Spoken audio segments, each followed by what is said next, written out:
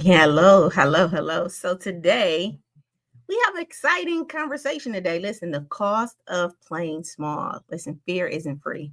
Okay. Fear isn't free. Every time you stall, something sacred gets delayed. You guys, listen, this lesson really is here to unpack the hidden price of fear, right? The missed impact, the delayed growth, right? The emotional exhaustion.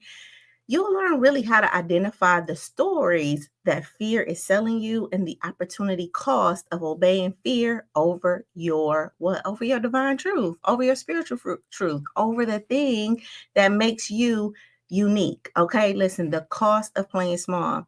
Fear isn't free. All right. Again, this life lesson is all about calling out these hidden costs of fear. Again, the missed moments, the stunted dreams, the emotional exhaustion that really comes with shrinking your power. Okay. You're not just procrastinating, you are paying for the delay. All right. How many times have you called it wisdom, but it's actually avoidance, you guys? Okay.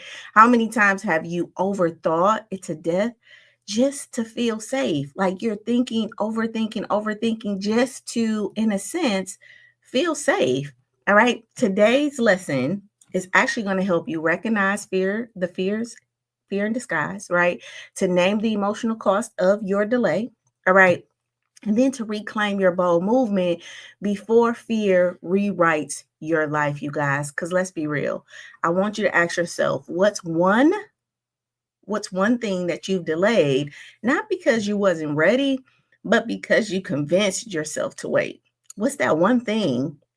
It's not that you're not ready, because I do feel like you're ready, right? But you're delaying it and you convinced yourself to wait. Listen, was it launching, right? Launching that business? Was it saying yes to yourself? Is it ending something that has already expired, right? Finally going for what you know is yours. And you're delaying that, all right? And you're delaying that.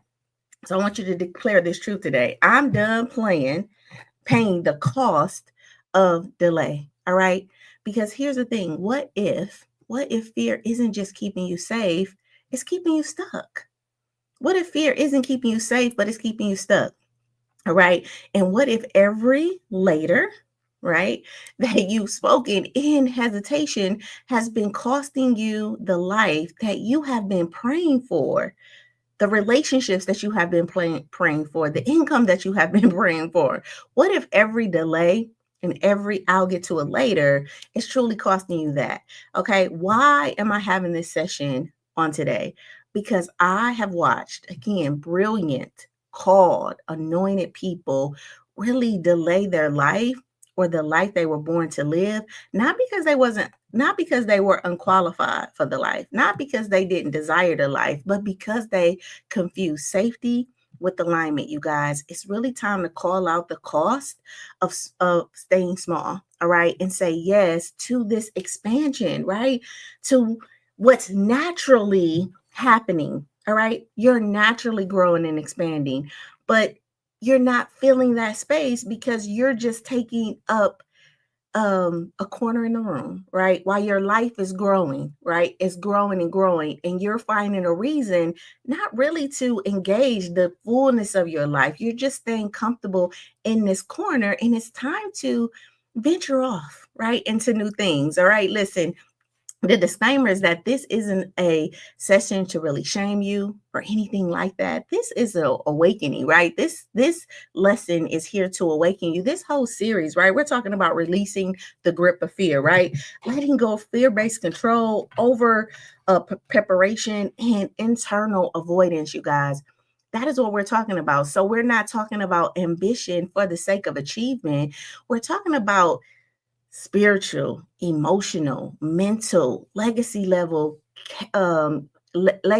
cost of obeying fear.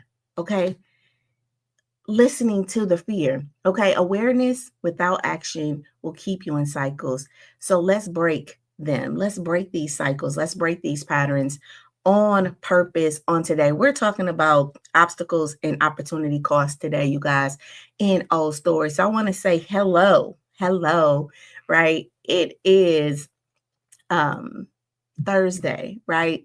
Self-validation Thursday.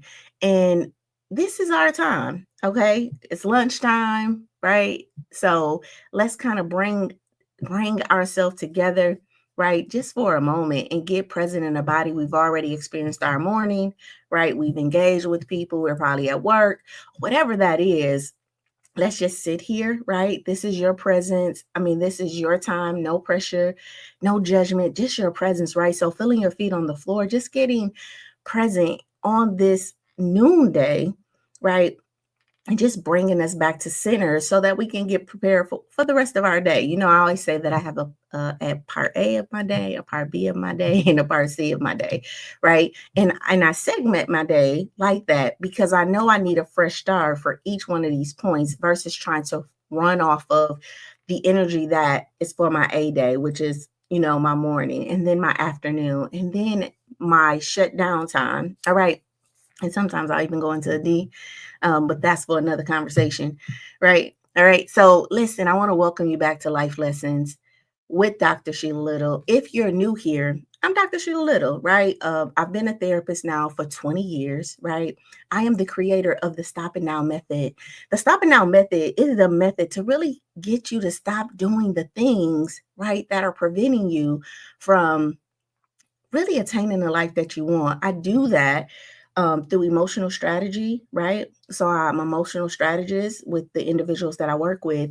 And then as a business therapist, right? Really going into businesses and diagnosing these businesses and really treating, right? More than just the symptom, right? Treating the individual that wants to grow this business, right? You know, my business, I say, I wanted to create a business that didn't just change the trajectory of my life, right? But the lives of the people that I serve, right? And so that is the purpose of this project. So this project life is an initiative where we turn theory into practice. So I want to welcome you back. Welcome you back. Drop a word in the chat. Let me know how you feeling on this noonday. How are you feeling on this noonday? I am feeling grateful, right? I'm feeling grateful, energized. It's not the morning. And people who know me know that. I don't want to say I'm not a morning person, but my mornings are sacred, right? And a part of this initiative was to introduce or challenge myself to show up in the morning. But this is my part of my B day, so I may have a little bit more energy, right? A little bit more conversational, because it's the afternoon, right? And I'm in like my body has woke up, so I am feeling great today. How are you feeling? I'm feeling grateful. I'm feeling grateful for everything that's transpiring in my life, right? Some great things is happening. So I am enjoying this ride. All right. Who is this session for on today? It's for you if you have been consistently telling yourself, I'm just being cautious, right? I'm just being cautious. When deep down, you know it's fear. All right, let's call it out. Right, you've been sitting on ideas, dreams, or moves, not because you are unclear, but because you're scared. All right, let's just call that out. We don't have to judge it. We can bring some compassion into that. And if you've exhausted how much you think and rarely feel free, all right, and rarely feel free, this is for you ultimately if you're done paying the cost of delayed courage, you guys. And again, I talk about courage, right? Courage is that thing where you just do it, right? It's not the right time. It's not the right circumstance. Like, I'm just going to be courageous and jump out and do this thing. And I need to be courageous at this time of my life because I don't have the experience, right? I don't have the experience to lean on. And all I have at this point is my past. And a lot of my past has to do with, you know, maybe some hurt, maybe some pain, maybe some failure, maybe some rejection. And if I keep allowing my past experiences that I focused on, because mind you, you have had resilience, you have had joy, you have had happiness, and you have had great things to happen to you, right? But just human nature, we pay attention to the things that we don't have, or those missed opportunities, or the rejection, or the fear. It's a human element, and I'm going to talk about that a little later, where we just pay attention to the thing that didn't go right. Why? Because it evoked the level of pain, right? And it imprinted us, and we keep living that over and over again. So in essence, we have to be courageous, right? And go against everything that our experience probably has taught us, told us, and what we have heard, right, in the past. Okay. All right. So, what is our powerful quote for today? Okay. The powerful quote for today is that fear will always offer you protection, but it will never, never offer you purpose. All right. It will always offer you protection, but it will never offer you purpose, you guys. All right. So let's discuss this. We're not just looking at fear, we're looking at what fear has cost you. All right. What fear has cost you? What have you delayed? What have you detoured? And what have you dismissed because fear made it sound wise to wait? And you've been waiting, right? You've been wanting to do something since you were 20. You've been wanting to do something in your 30s, maybe you're 40 now, and you still are not doing that thing because you're waiting, right? You're waiting for the perfect opportunity. You're waiting to feel, right? To feel ready, right? And feelings and emotions are different, right? So feelings is a feeling, right? So if you let's spell the word feeling. Feeling FEELing, right? That's the feeling. But it is actually filling a space, right? FILLING, right? It's filling a space with falseness though. And that is where we have to separate our feelings from emotions, right? We may experience an emotion, right, of rejection, of pain, of joy, right? These are natural things that we experience. Okay, emotions, right? So as an emotional strategist, that's my one of my core jobs is to get you to experience the emotion, right, and tell a different story around the emotion. But what ends up happening is when we experience this emotion, right, we get a feeling about it, right? So it's kind of like a meta emotion, right? We get this feeling, and behind that feeling is a narrative or a story, and we keep filling that story in, right? The right time, the right circumstances. I'm not ready yet. I'm not smart enough. I'm not good enough. Everybody, you can't trust anybody, right? So these are all feelings, and they're false, you guys, and they're false. All right. Once I had a client tell me that I realized I was doing everything to stay safe except live, right? I was doing everything to stay safe except live. All right. She had the vision, she had the degrees, she had the strategies, right? But fear said, what if it fails, right? Even though you've accomplished and you've shown yourself approved because you have the degree, you have, a level of success, you have a lot of things going for you, right? You're still, this whisper is still coming up and fear is still speaking to you. What if it fails? She kept building outlines, right? But never launching until she realized the cost wasn't failure, you guys. The cost she was playing was not even trying, right? So, you lose every game that you don't play, all right? You lose every game that you don't play, all right? And so a lot of us are losing because we're not even putting ourselves in the game because we're fearful of losing. And guess what? That's the end result. You lost because you didn't even try, you know? I was talking to a friend of mine the other day who's in a relationship, and I was asking them, like, how is the relationship going? And they kind of said, well, I don't think they're the one. And I had to push back and say, well, have you tried? Are you just speculating that this individual is not the one? Like, have you truly put your A game on, right? And really did what's required from you as a man, right?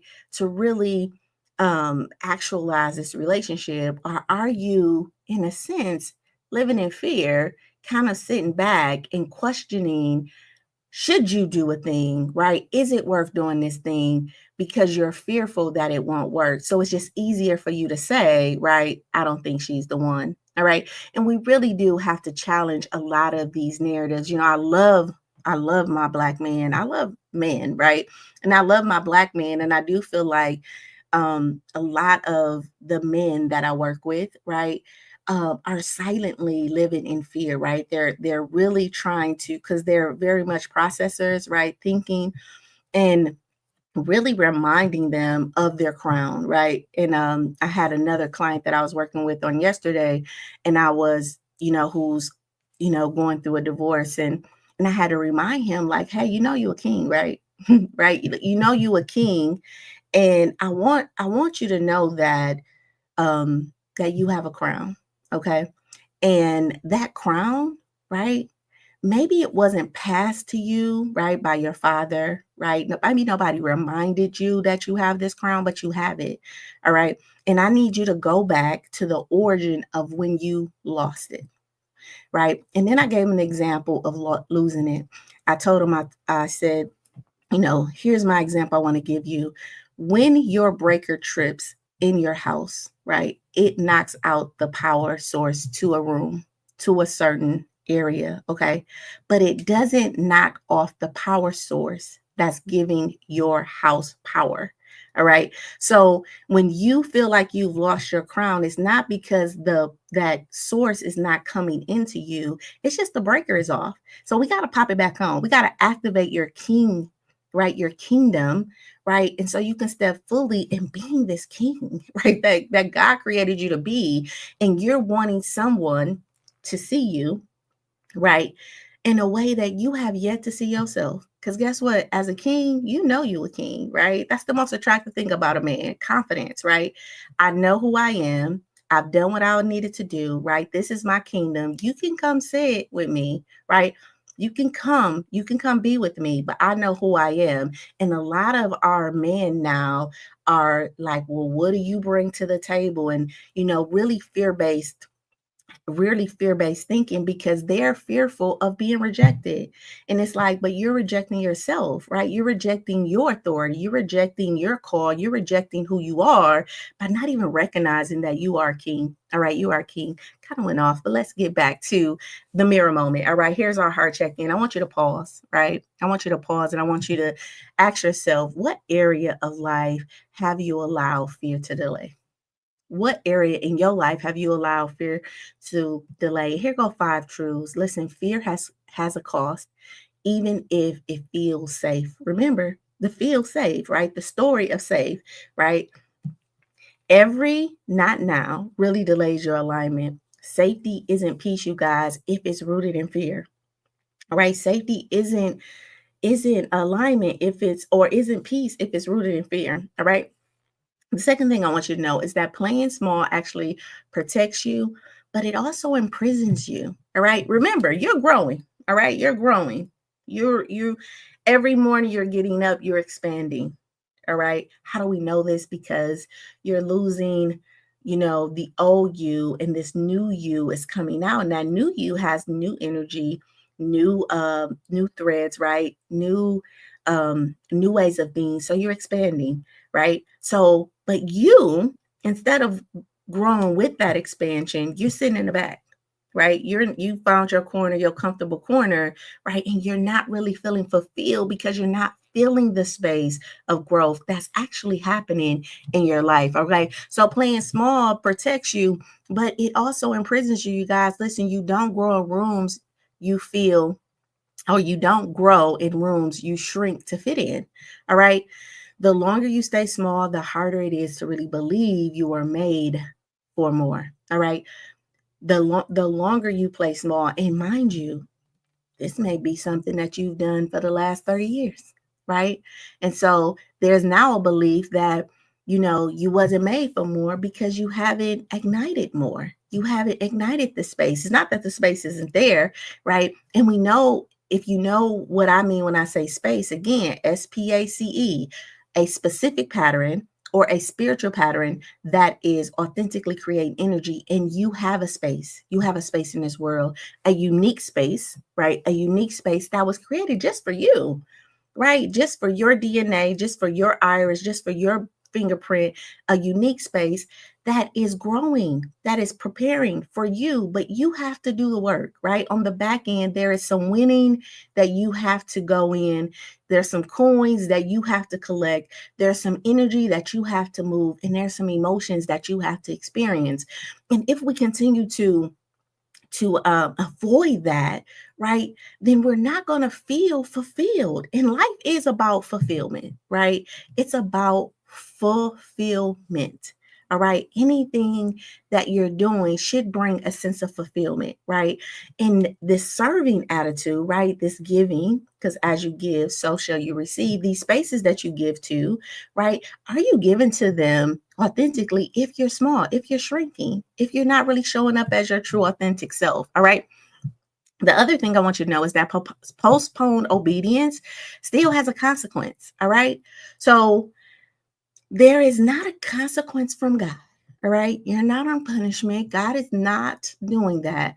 But there is a consequence to your postponed obedience. All right. Your delay doesn't cancel your calling. All right. Again, you're not on punishment from God for waiting. Right. But it does shift the timeline of your impact. All right. So, what you could have accomplished this year, if you postpone, now we have to wait 3 years. All right, because you didn't activate. All right, but it's not that that calling isn't there. It's just you postponed that. And now that is a cost that you're going to feel and experience. All right. The next thing I want you to know is that fear actually trains the nervous system to expect harm, not possibility. This is so important. All right. Because the more we allow, like yesterday we talked about fear taking a driver's seat, the more we allow fear to be the driver, to take hold, right? Then guess what? It trains the nervous system, not for all the possibilities, right? But for harm. So every delay becomes emotional rehearsal for what? For disappointment, right? It's like you expecting to be disappointed. And this is how burnout, bitterness, and regret start to not just show up, but take root, right? It starts to take root. So now it's like the weeds in your garden that's just like growing deep, deep, deep down inside because you keep allowing, right, fear to train your nervous system to expect harm. And we live a life of expectation. Expecting, good afternoon, little big brother. Good afternoon. I love you. So we're expecting, right? You're expecting disappointment, you're expecting failure, you're expecting that. And guess what? Because we live a life of expectation, you're going to experience it. All right. So again, fear trains your nervous system to expect harm, not possibility. Every delay becomes emotional rehearsal again for disappointment. And this is how burnout, bitterness, and regret actually take root. All right. And then last but not least in this section is every yes to fear is a no to your faith. All right. Every yes to fear is a no to your faith. Listen, there's no neutral ground here. All right. You're always planting seeds, and either you're planting a seed of fear, right? Or faith. If you're planting seeds of fear, guess what? Fear will grow. If you're planting seeds of faith, then faith will grow.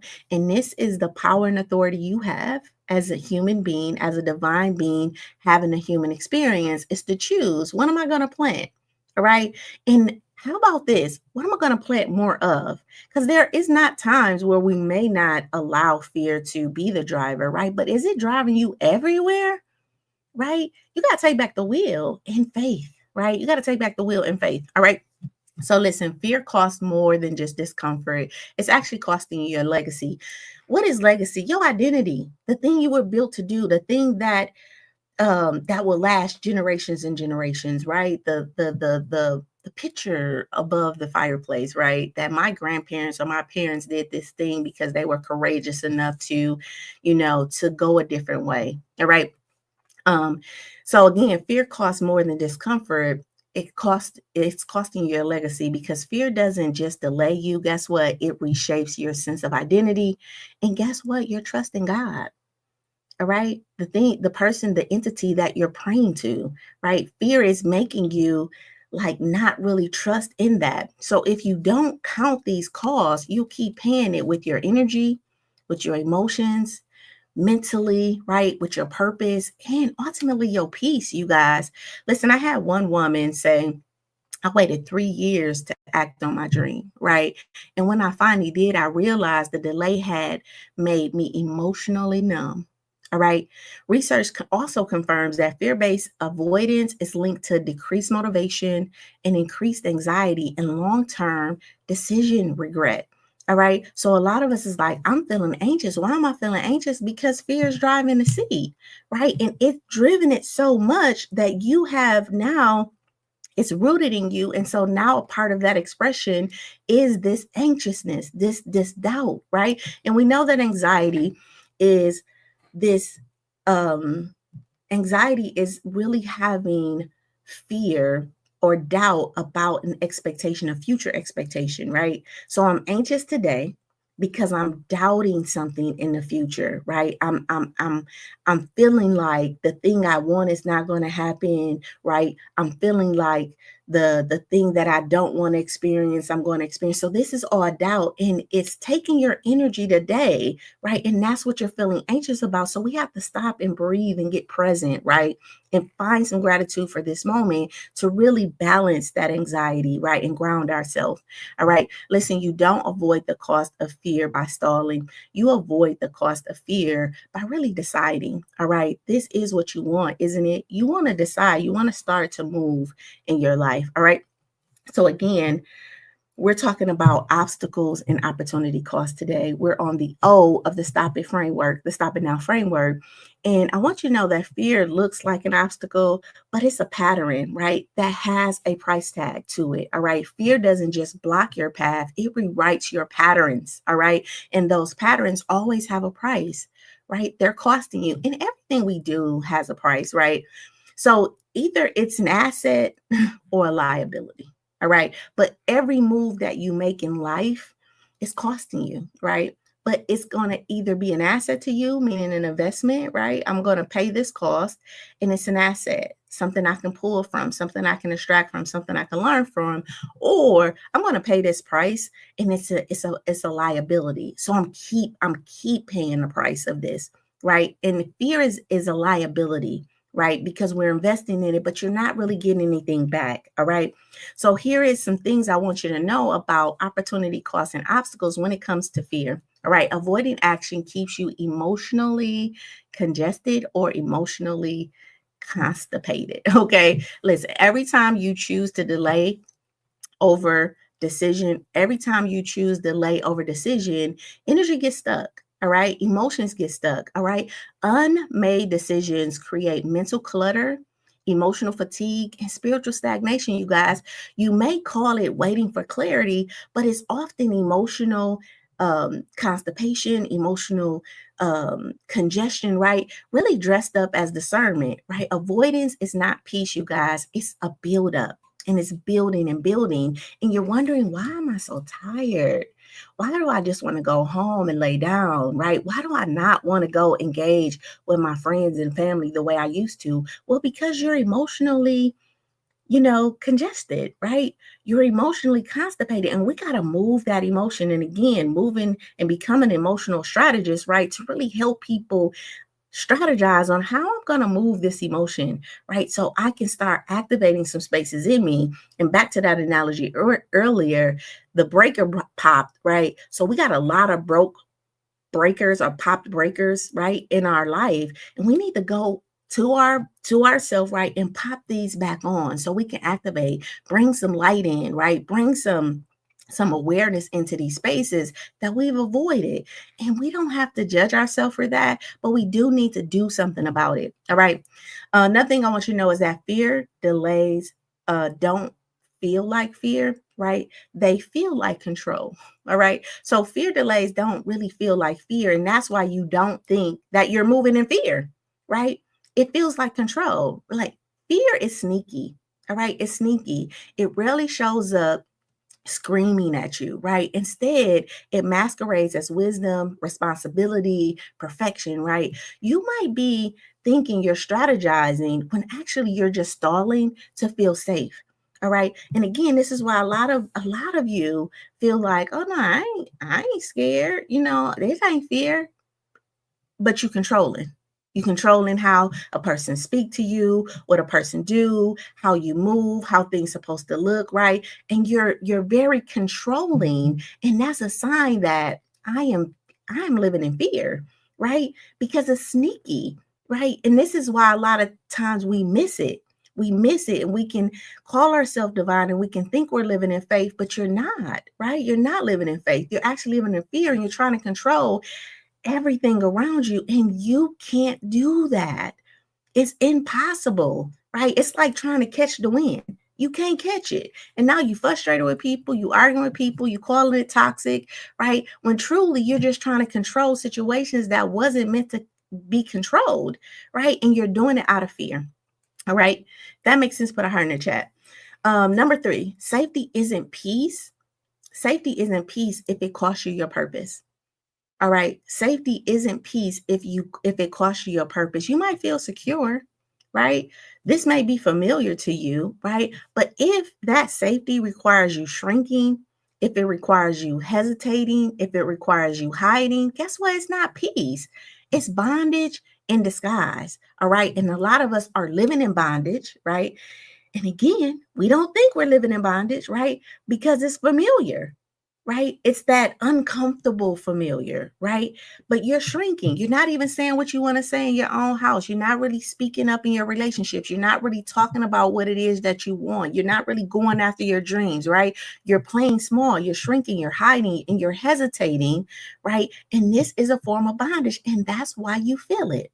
That's why you feel it in your chest. That's why you feel it in your gut, right? That's why life is happening the way it's happening because you're in a form of bondage. So if we call it what it is, then we can liberate ourselves, right? And be able to move forward. Good afternoon, Latrice. Thank you for the heart. All right. So again, God's peace actually expands you and fear restricts you, right? There's an expansion that's happening, like I said, just by nature, right? You're growing and expanding, but you're choosing to stay in the corner, right? Out of fear. That's your personal choice. It's not that God isn't expanding you. It's not that the divinity inside of you isn't growing and expanding. It's that you're not growing with it, right? Because you're scared. Okay. Because you are afraid and you're not moving. And we have to start activating this because true peace never asks you to abandon your calling. True peace never asks you to, to hide, to shrink, right? True peace is alignment. Now, again, are you going to experience emotions in that? Absolutely. Is some days going to be better than others? Absolutely. But there's a peace with that emotional experience than the feeling of shrinking or the feeling of resentment, right, and these narratives and these stories that we have behind that. I also want you to know that every stall has a soul price. It has a divine price to it. So every time you've stalled, right, you've paid a divine or a spiritual cost for that, right? There's always an emotional consequence to saying not yet. All right. There's always an emotional cost to say not yet, to what your spirit is saying yes to, right? You're ready for this, but you're still saying no, right? There's an emotional cost to that. So stalling costs your momentum, it costs you your confidence, and sometimes, guess what? Your self-trust, right? Because you only know what you are talking about in your head. Now, we can masquerade for people and we can do things and we can say things out loud and we can post on social media and we can, edit our pictures and do things like that to show the external world a very different view of us than what we have to experience on the inside of us. All right. And on the inside of you is really all that matters. It really all that matters.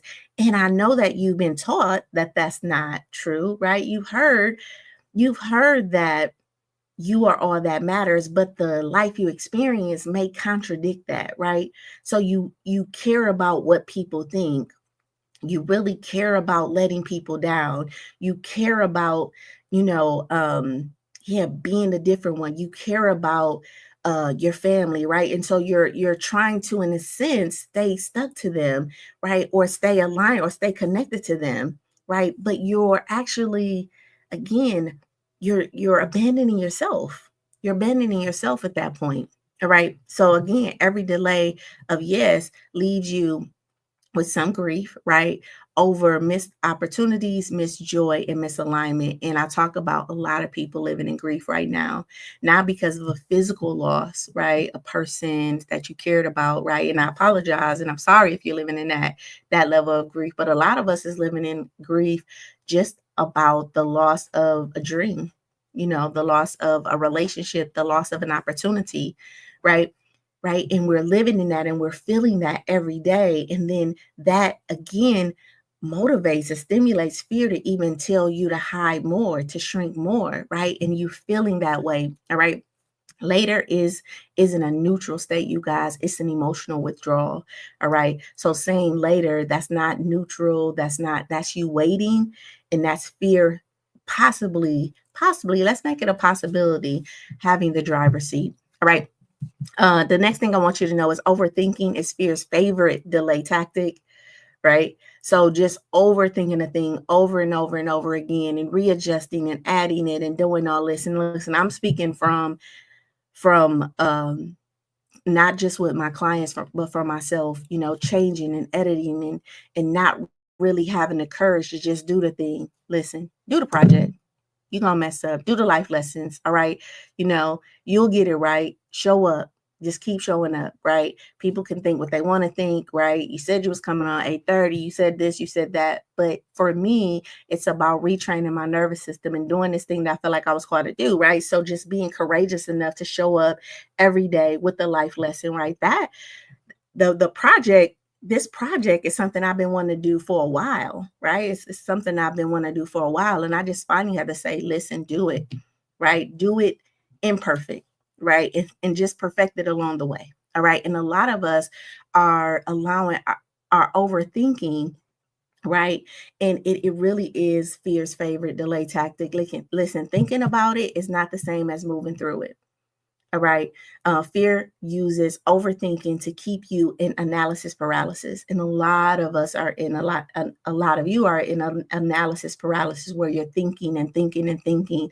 All right. You spiral, right, in strategy to really avoid responsibility, to really avoid um, experiencing what the emotion, right? Experiencing emotion because you're scared of how that's going to make you feel. All right. All right. Listen, overthinking isn't intelligence, you guys. It's fear in disguise. All right. And it's often fear disguised as diligence. All right. The next thing I want you to know is that obedience isn't just rebellion, right? It's rooted in mistrust or disobedience. Disobedience isn't rebellion, you guys. It's rooted in mistrust. So when you delay what you know is yours to do, all right, it's rarely rebellion. All right, it's rarely rebellion. It's actually mistrust in God. It's a mistrust in ourselves. It's a mistrust in the outcome.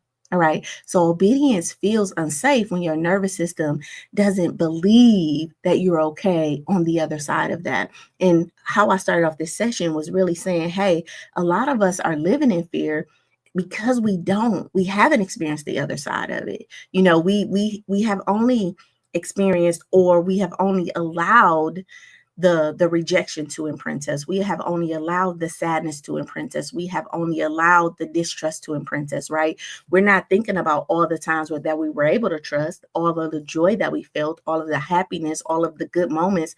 The mind is not cycling that. It's cycling, or the nervous system is not providing that. It's providing you with all of the reasons to not do the thing, right? Because it wants you to stay safe. So obedience actually feels unsafe to your nervous system because it doesn't believe what's on the other side. So it makes you disobedient, right? So you become disobedient to what you know you were called to do, or to what you know you should be doing, right? Because you don't have the the experience on the other end. All right. And that is why you need faith, right? Because faith is believing. I want to say this the right way. So faith is the complete trust and confidence in someone or something. All right. Right. So faith in essence is the belief, trust, and confidence in something or someone, often in the absence of complete proof. So you don't need the proof. You don't need to know what's on the other side of that. That is where we put faith in so that we can stay obedient. All right. Again, when we delay what we know is ours to do, it's rarely rebellion, you guys. It's mistrusting God, it's mistrusting ourselves, and it's mistrusting our outcomes. All right. This is why healing and trust must work together. If you're on a healing journey, then you must be obedient, and you have to learn how to walk in faith in that, because you are the system breaker, right? You probably are the first person to take this road. So there's no roadmap, there's no model for you. You don't know what it looks like on the other side, but you have faith and believe that everything is working for your good, right? That everything is going to play out for your good. All right. Okay. Another thing I want you to know is that your calling won't beg you.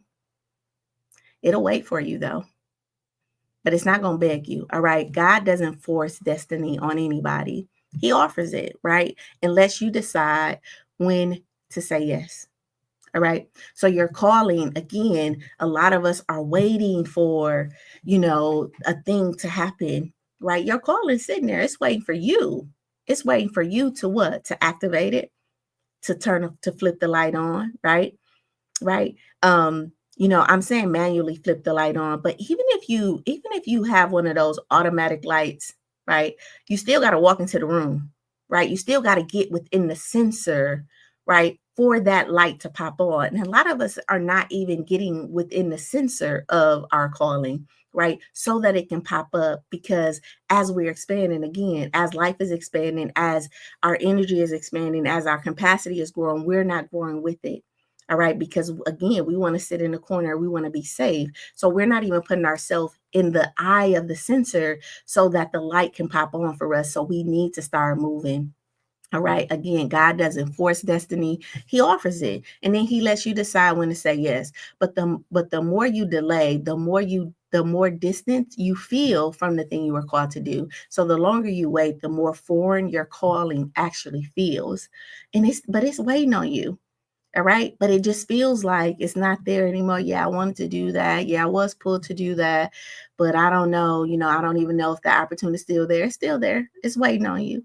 And you're paying the cost of that delay, because in your mind, you're having the shoulda, coulda, woulda conversations. And if I would have did this, and that's the temporal punishment that we go through as individuals when we don't do the thing that we know we should do, right? And it's in you, and it's nagging at you, and you can't sleep at night. And maybe you're having conversations with your friends about it, or maybe you living in resentment, or maybe you're blaming someone else, right, for them not doing a specific thing, because if they would have just did this, then that would have allowed you to do this. And so you're harboring these emotions, right, these feelings deep inside of you, right, because you didn't move, right? And it's nobody else's responsibility as this grown age of adult to make you move, right? That is all on you.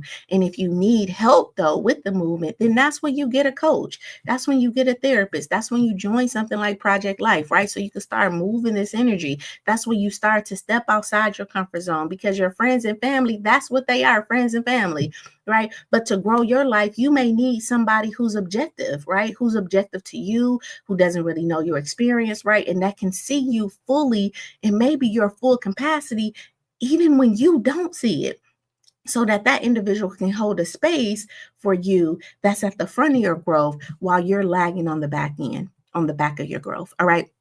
Another thing I want you to know is that delayed dreams eventually feel like dead ones. All right. Delayed dreams, the cost of them, they feel like dead dreams, right? Every time you say later, your brain stores that dream as not urgent, right?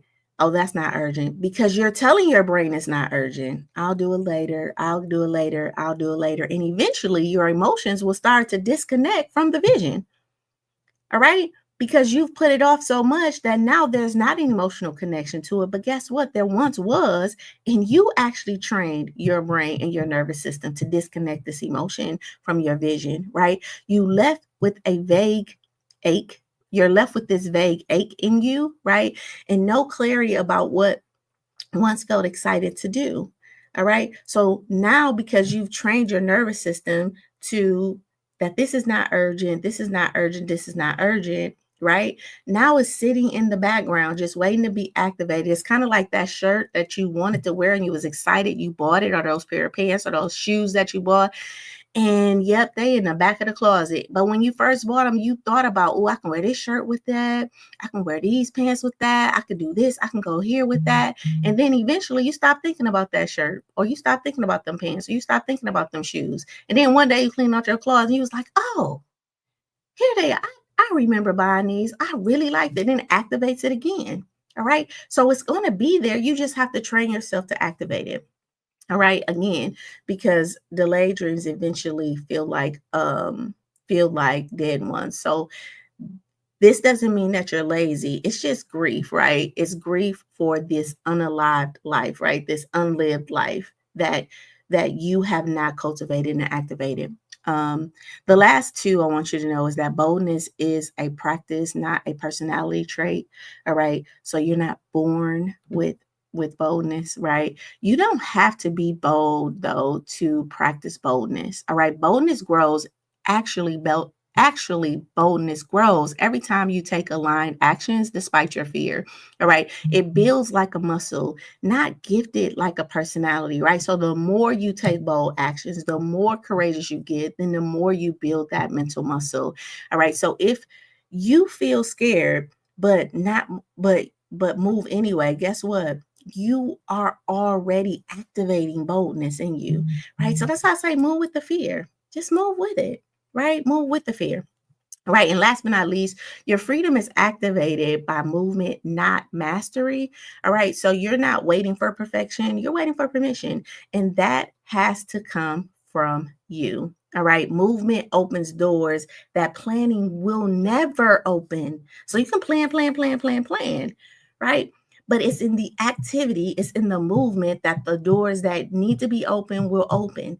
Right. And even if you're moving here, you don't even know that it's opening doors over there, right? It's creating a conversation over there because your energy is over there too. And how I know your energy is over there, because God whisper in their ear about you, because he see you moving over here, right? And then you start to move, and all of a sudden you have a conversation and it's like, oh, you know what, I need that. And that's where you start feeling this alignment, and because you're starting to activate and you're starting to move. And again, you could be activating and moving, on something that don't even have nothing to do with that over there. But your activity over here is creating like the butterfly effect, right? It's creating this other thing over there. And that's why I say the seed doesn't look like the fruit that it bear.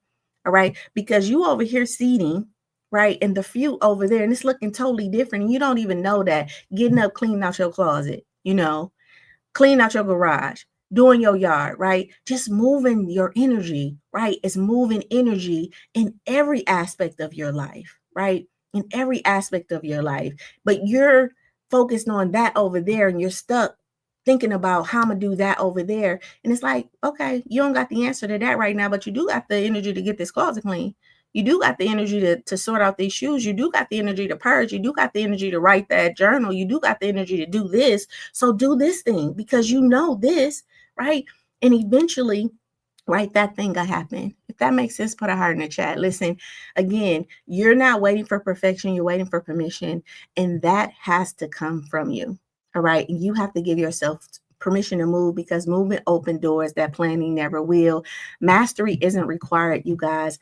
Movement is. All right. All right. And so to wrap up this session, to wrap up this part of the lesson, I want to say that obstacles isn't fear. All right. It's the agreement that you made with it. Right. The opportunity cost isn't just time.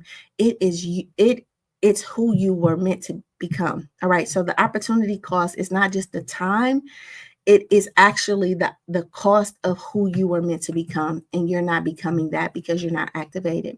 All right. All right.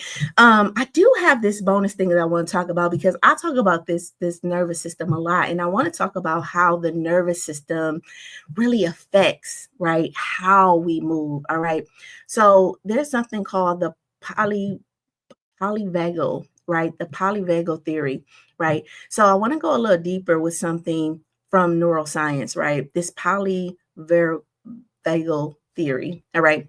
And it was developed by Dr. Stefan. And it shows us how fear isn't just an emotion, it's a nervous system state. All right. So again, this theory explains how the nervous system responds to safety, how the nervous system responds to danger, and how the nervous system responds to connection. Right. It shows how your body reacts to stress, not just through fight or flight, but through three different states that determine how you show up emotionally, how you show up in your relationships or relationally, and how you show up spiritually. All right.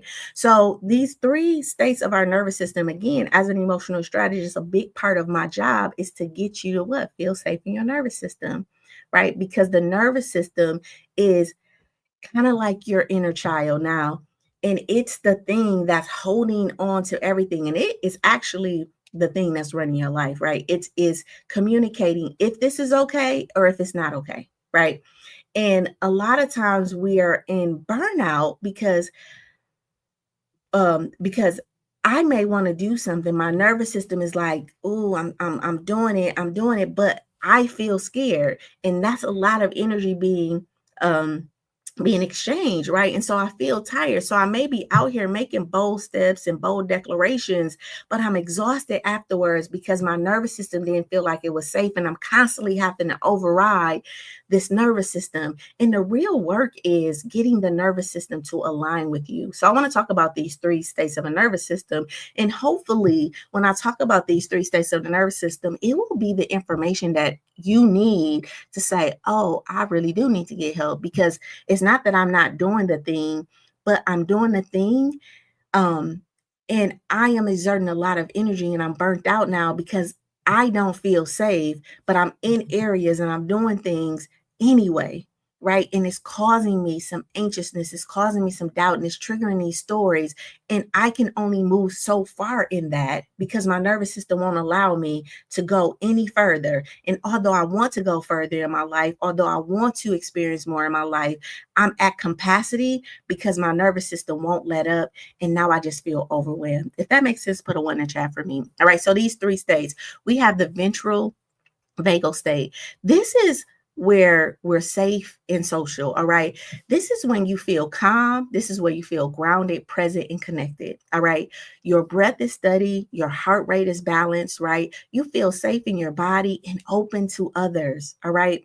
This is where healing, creativity, and connection in a purpose life actually live. All right. Spiritually, this is where we believe that God is with me. Right. This is the God is with me space. So your system feels supported and whole, right? So this state is the state that we want to heal to, right? This is our fully healed state. All right. Remember, I said yesterday that healing is not something we activate, right? The body is always healing itself, right? That's why if you cut yourself, right, you're going to get the white blood cells, it's going to clot, right? And because you're naturally in a healed state, you're naturally healing. So it's not something that you're choosing to do, but it's, where do I want to heal, right? Where do I want to move this energy? And so we definitely want to get to a place where this ventral vagal state, right, where we can be safe and social. Now, if you grew up in a neighborhood like, Latrice, right? Like Latrice, like I grew, like my brother grew, like many of my audience, right? We have to heal that space because we experienced a lot, right? We experienced a lot of trauma. We have experienced a lot of distrust. We lost a lot of friends, right? We saw a lot of things happen, which imprinted our nervous system. So we're probably in these other two states. The second state is the sympathetic state, right? This is in fight or flight. This is where your nervous system is in fight or flight, right? So your body prepares to defend or escape. All right.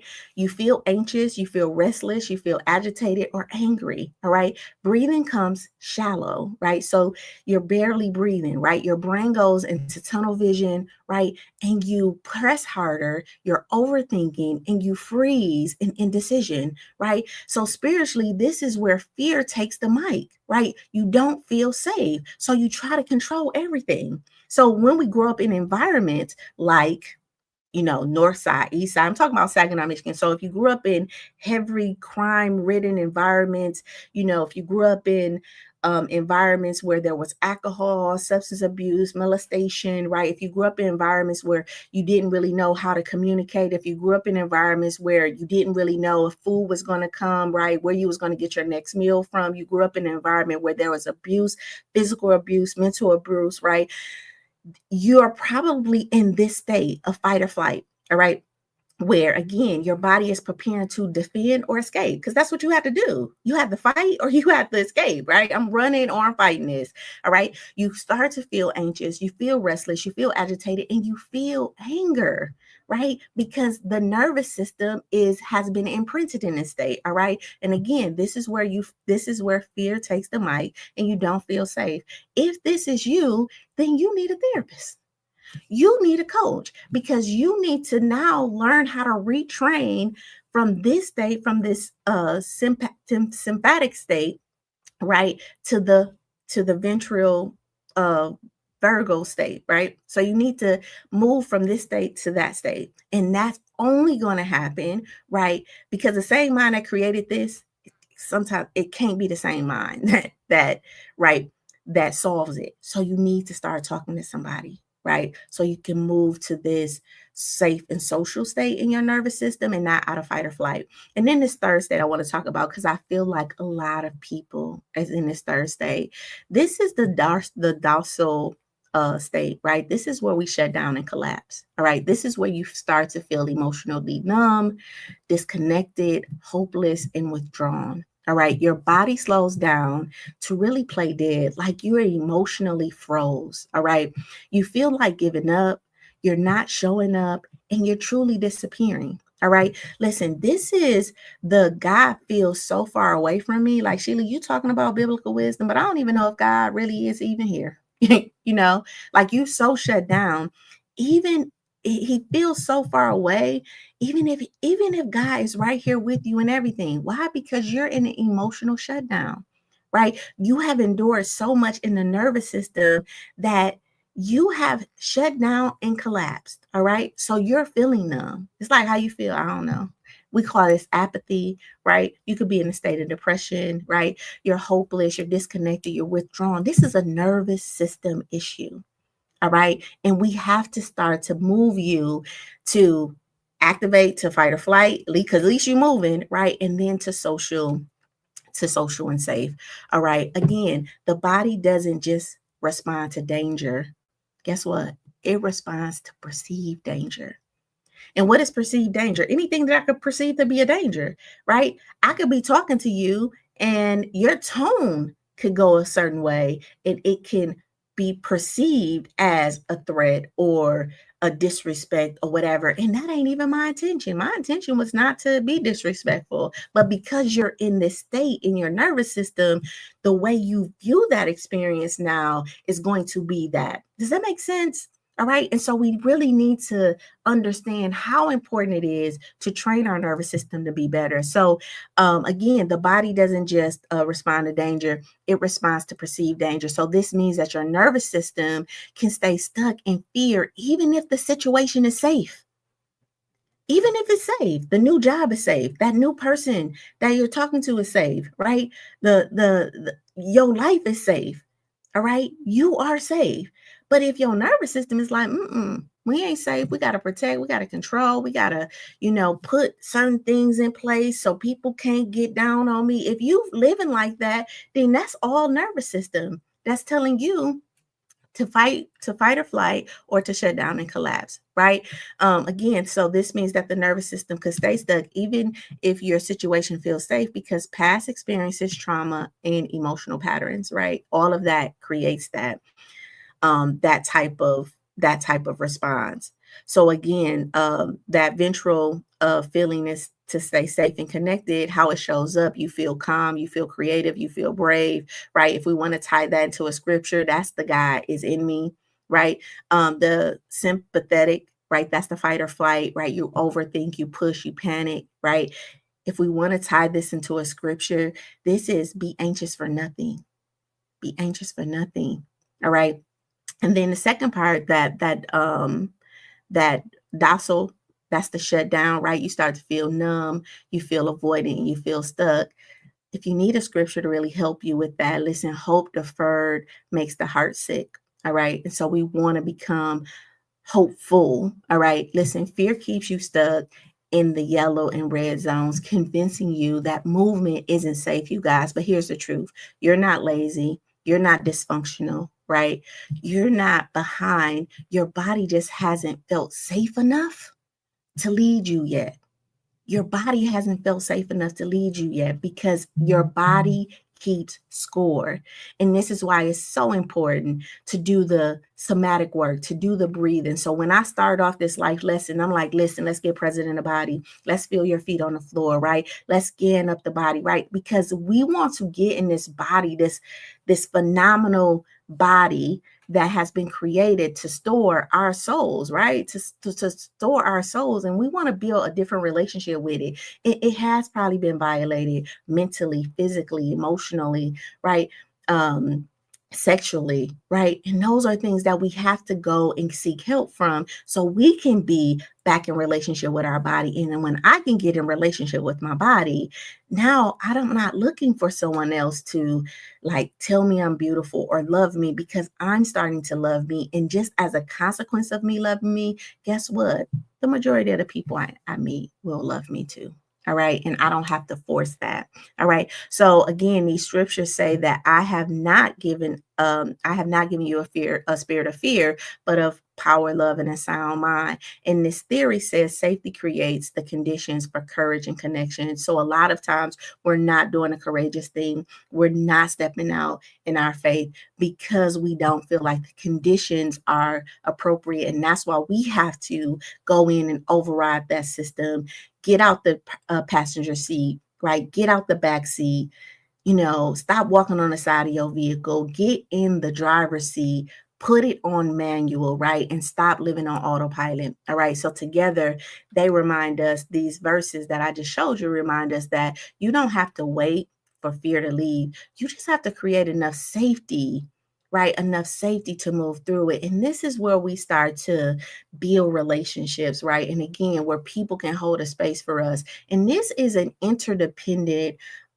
way of being. This is not codependency. Listen, everything needs everything. All right. We need the trees. We need the water, right? The trees need us, right? We need the animals. The animals need us. Everything is interconnected. But we have developed this thing where I don't need nobody, but you do.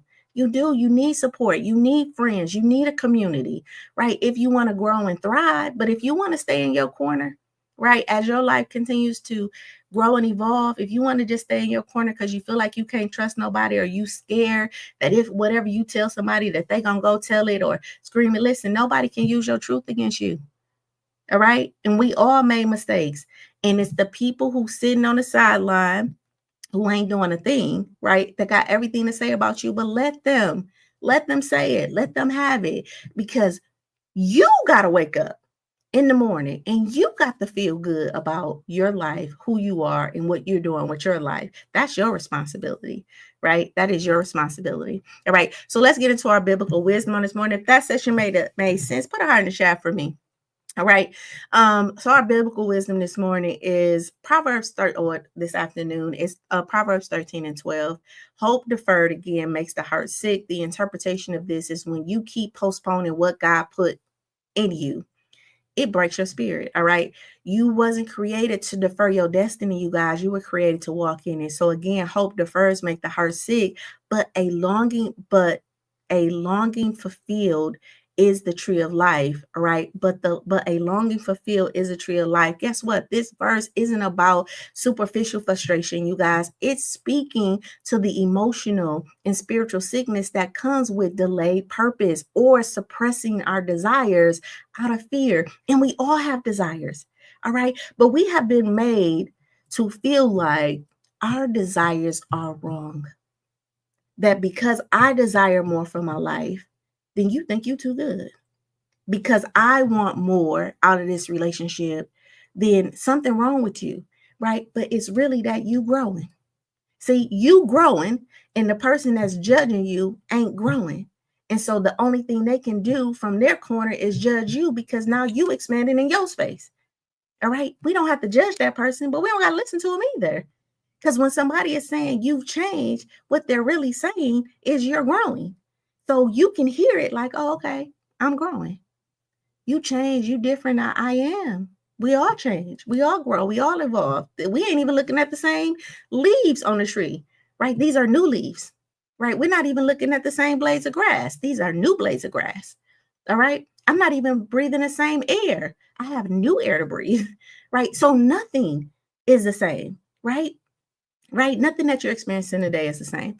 All right. So again, hope deferred makes the heart sick, but a longing fulfilled is a tree of life. Listen again, this verse isn't about spiritual frustration. It's really speaking to the emotional in the spiritual sickness that come with delayed purpose and suppressed desires out of fear. When you consistently put off the life you know you were meant to live, your heart begins to internalize that delay as discouragement, as defeat, and as disconnected from your spirit. Listen, hope deferred it doesn't just mean a dream delay. It means an identity confusion, an emotional numbness has set in. All right. So hope deferred is not just about the dreams you had, it's your identity. It's who you were created to be. All right. And you're confused about that. And a lot of us are confused about that because we caught a story. Somebody told us something about us. That's just not true. It's not true. You are beautifully and wonderfully made. All right. And everything is always working for your good. Now, it's your job to figure out what that good is. All right. All right. It's not just about delays. It's not just about the delay that hurts. It's about the repeated self-abandonment. You keep abandoning yourself. You keep abandoning yourself. And why you keep abandoning yourself, right? But then you mad. You mad at other people that abandon you. Right. And really, that's a reflection because you could be mad at yourself. And at this point, I just want you to hold your heart and say, I forgive you. I forgive you. I'll tell y'all a story about this guy I was dating, and I really liked him. Right. He was really nice to me. Right. He had some good. And yeah, like I really liked him. And but he kept doing stuff, you know, and I kept going back. Like, okay, this time, if you come back, I want you to do this. And So this one time I'm like, I'm done. I am done. Like, you can have all of that, you know. God ain't only make you. You ain't the only good man that God made, and you know you ain't the only good thing that God gave, right? So, just to be honest, right? And so I'm saying that, and then he calls.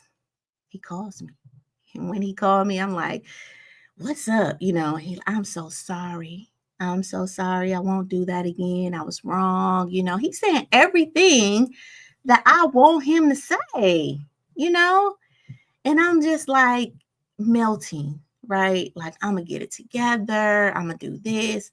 And as I'm talking to him, I literally, figuratively, can see my heart jump out my chest. A heart, like it's a heart. I see it jump on my chest.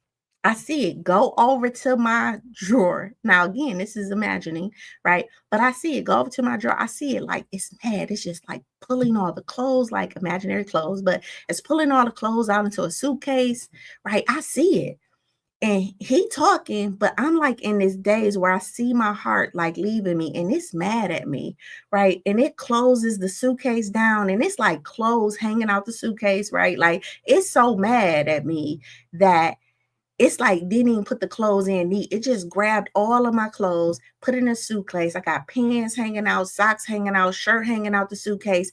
And it's like going up this road. Like it's like, I'm tired of you. Now, this is a heart, like a heart got two arms and two legs, and it's walking away from me. And I'm talking to this guy, and as I'm like, okay, and I'm like seeing this in my mind, and I just had to say, no, I just saw my heart walk away from me. Hold on.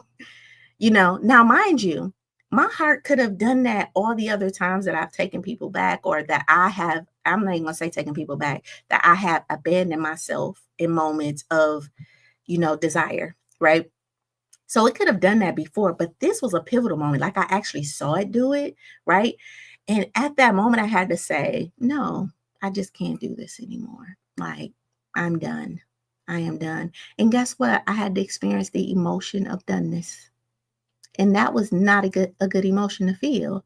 But in that duality of feeling the emotional doneness, there was also this sense of greatness, this sense of like, you did that. Like you walked away. Like I'm proud of you, right? It even shift how I started to see myself in that moment, because at that point, I was not going to abandon my heart no more, right?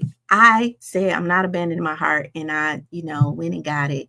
And me and my heart has been in relationship with one another ever since, because I made a vow at that time to to never put another heart in front of yours. And you know why? Because God only gave me one heart and he gave everybody else a heart. And if I'm giving up mine to appease someone else's, then I ain't being responsible to the one heart that God gave me. All right. Just had to share that story. All right. So again, this verse isn't about spiritual frustration. It's really speaking to the emotional and spiritual sickness. Listen, hope deferred doesn't just mean a dream delay. It's identity confusion and emotional numbness. So it's not just the delay that hurts. It's the repeated self-abandonment, and we have to stop abandoning ourselves. And when we stop abandoning ourselves, then guess what? The majority of the things we experience will stop abandoning us too. All right, listen, this verse actually whispers, you were never designed to suppress your calling. Your joy your joy grows when you align, not when you avoid. All right.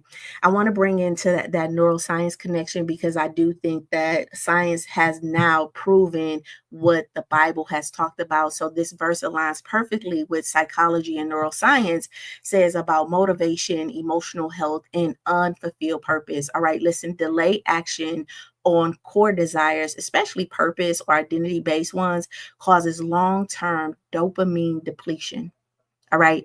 This could lead to chronic discouragement. This could lead to apathy, and this could lead to even symptoms of depression. So, again, delayed action um, on core desires is actually making you depressed. It's actually giving you the apathy. It's actually creating the symptoms of depression. All right. So, this deferred, again, the biblically, it said, hope deferred makes the heart sick. The neuroscience supports this by saying, listen, delayed action is of core desires can lead to chronic discouragement, apathy, and even symptoms of depression. Study shows that not pursuing meaningful goals can actually trigger stress responses. So this is elevating your cortisol levels, right? Causing fatigue, anxiety, and eventually what? That emotional shutdown that your nervous system is going to. So the scripture is saying, hey, hope deferred make the heart sick, and a longing fulfilled is the like tree of life. But it's showing, science is showing that, hey, hope deferred really do make the heart sick, right? And this is what it's doing in the body, because studies are showing that when we don't pursue meaningful goals to you, not meaningful goals that your man wants you to do, not meaningful goals that your mama wants you to do, not the meaningful goals of society, meaningful goals for you. So a meaningful goal for you could be simply, I like to draw. I'm gonna draw me a painting this weekend. That if that's meaningful for you, everybody could be like, girl, you ain't no artist, man. You think you an artist, you don't need to be doing it, right? That it's not for them. It's not meaningful for them, right? So you got to find out what's meaningful for you and do it. It could be simply cooking dinner. It could be how you cook. It could be how you style, right? A meaningful goal is not this big grand thing. It's this intention. It's an experience that you want to have. And studies show if you're not pursuing those meaningful things in your life, that is what's causing the elevated cortisol level. So that's why you can't release the weight, right? That is what's causing the fatigue. That's what's causing the anxiety and eventually the emotional shutdown.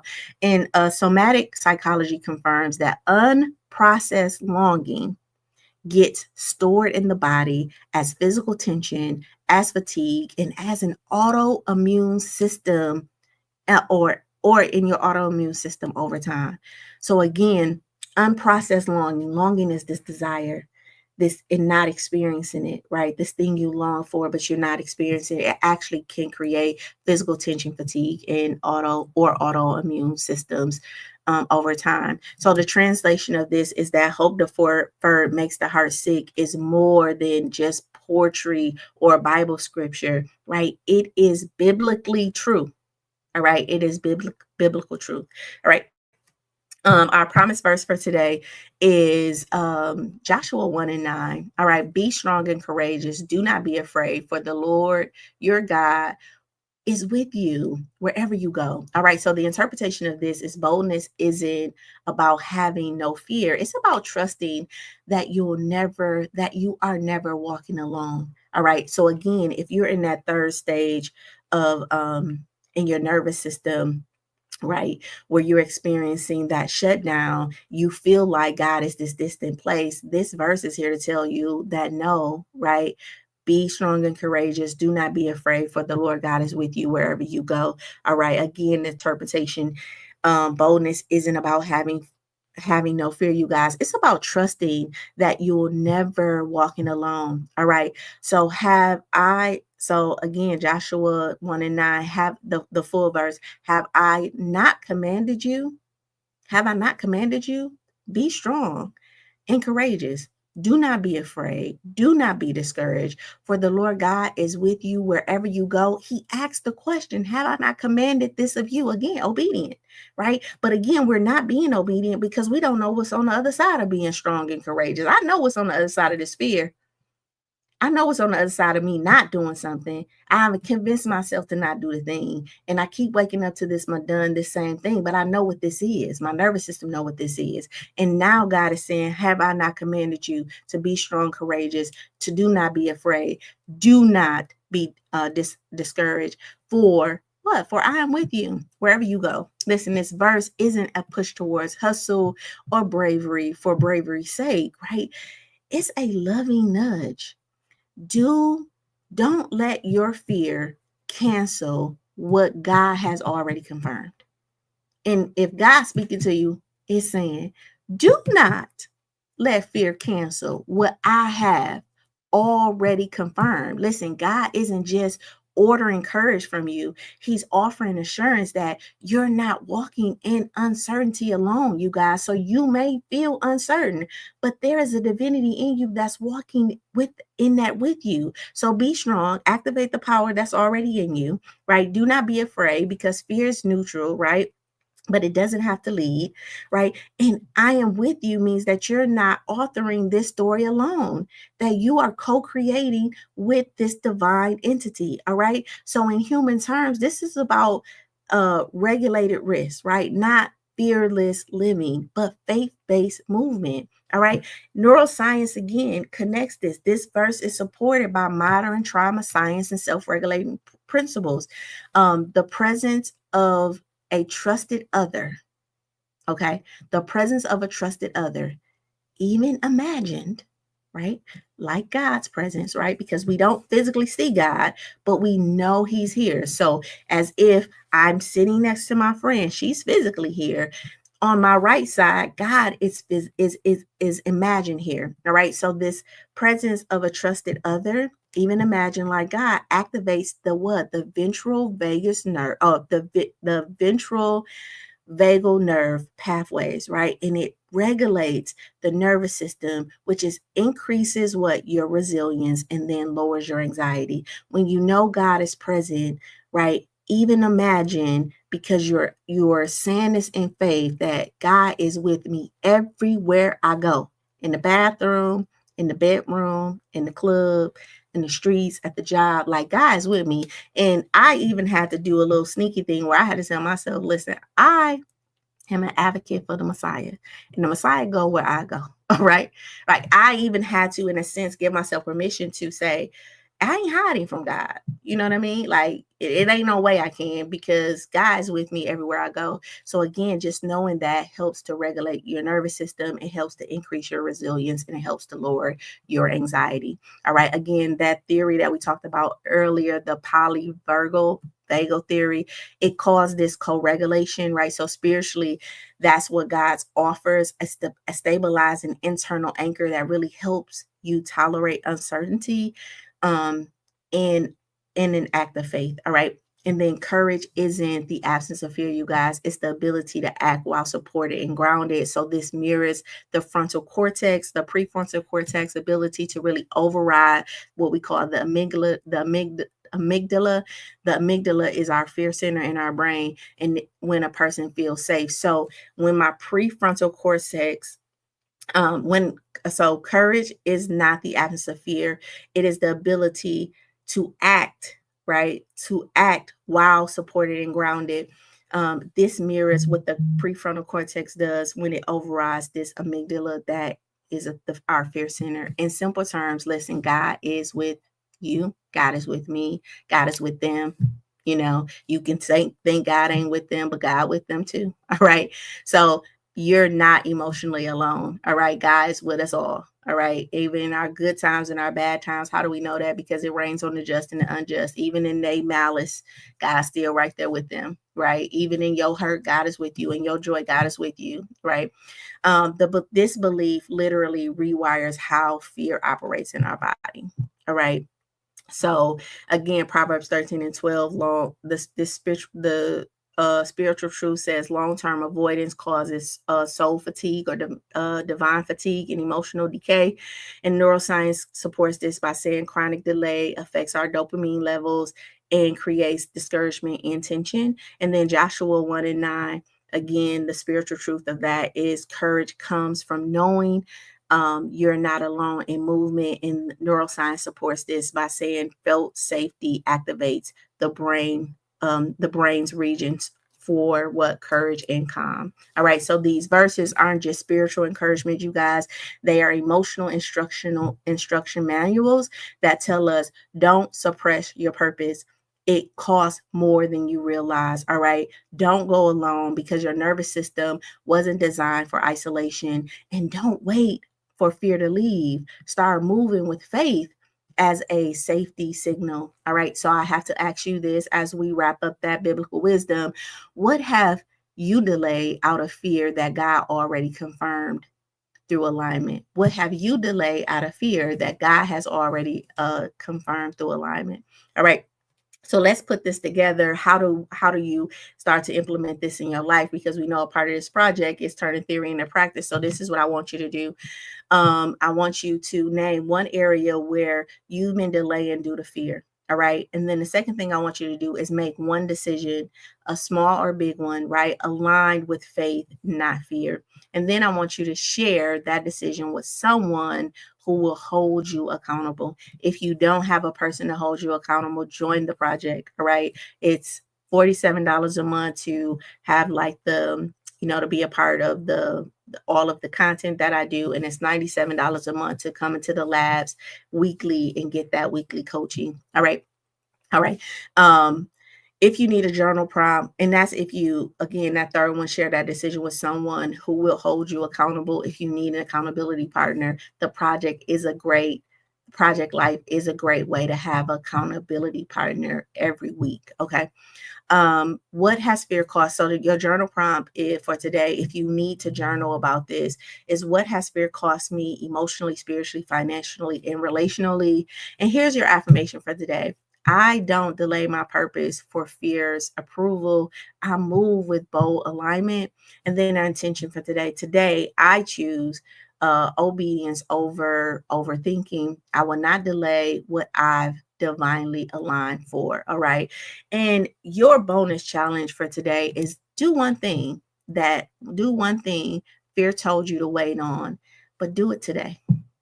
All right. Do one thing that fear told you to wait on, but do it today. All right.